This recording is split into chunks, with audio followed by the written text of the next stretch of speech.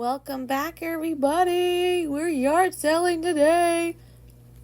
This was a huge yard sale, and they had so much good stuff, but it actually ended really badly, all because of how the owner of the sale handled sales.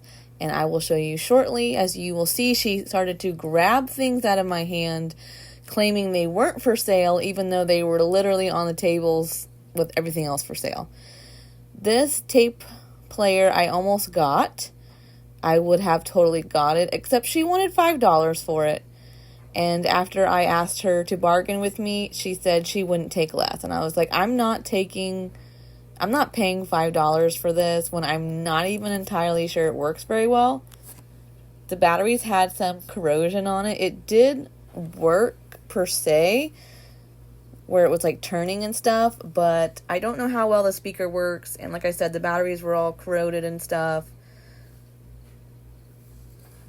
So I did hold on to this, and I tried to make her a deal because I bought other stuff here, or was planning to, I should say, and she wasn't willing to work with me. So, I mean, good luck selling this shit. You can't even come down $1 or $2. It's probably not going to happen.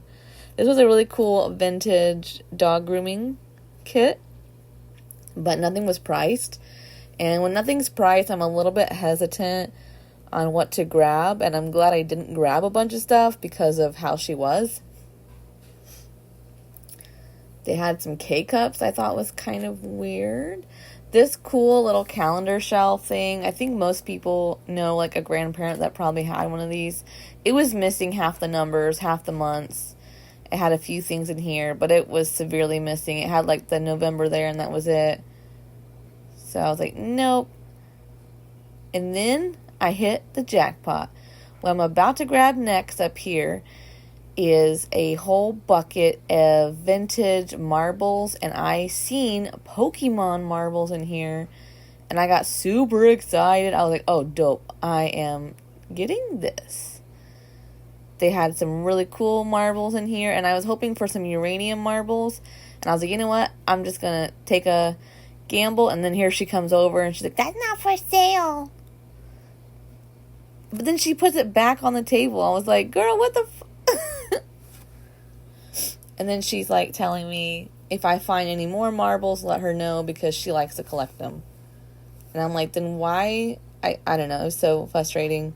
She did this a few times to us, and I just kind of kept looking at Dad, and I'm like, I asked her how much this duffel bag was, and originally she said $5, and I was like, yeah, no, I wouldn't pay that much. It's got paint stains all over it. And the zipper's broke on it, so I'm going to have to fix the zipper.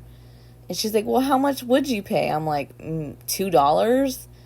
And she reluctantly said yes. And then when I put the tape recorder up there, too, she's like, okay, $15 for all. And I was like, $15 for these 2 items? And she's like, well, what would you pay? And I'm like, no, thank you. I just left it. This yard sale was smaller, but it did have some good finds, and everything I felt was pretty reasonably priced. They had some tools over here. Like this coffee maker over here was practically brand new, and it was only $5, which I thought was fair for how new it was. It was a little hard to film this one. People kind of kept getting in my way. But look at this vintage, like, George Foreman grill. I thought that was really cool. I did go ahead and get this hat. I've been making custom hats where I've been, like, gluing things, painting things on it. And I have a couple made already for our wood splitting party that we have. So mine is a safety manager, and my dad's is a grumpy operator one. And then another girl that we split wood with wanted a Stitch one, and I have a Stitch figurine. I'm going to glue the top of that blue hat, so it'll be perfect, and it's going to be organized chaos, or chaos organizer or whatever. So she wanted that one, and I've just been making, I have an HR one, an HR princess one, and we all just kind of have fun splitting wood. Here's the bag I got, and then to the left here is a mid-century modern terrarium. I'm going to insert pictures at the end here. You can see how this zipper's broke, so that's what I was trying to point out earlier. and the lock doesn't have a key. So here's the terrarium I picked up off the side of the road for free. I think it might have a marble effect. I'm not 100% sure. But I seen it sitting on the side of the road, and I told my dad, I'm like, oh my God, I gotta get this.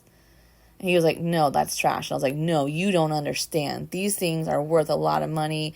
I can't decide if I want to put succulents in it or if I want to put real plants. But here's what they're going for on eBay. This one sold for $500 a few months ago.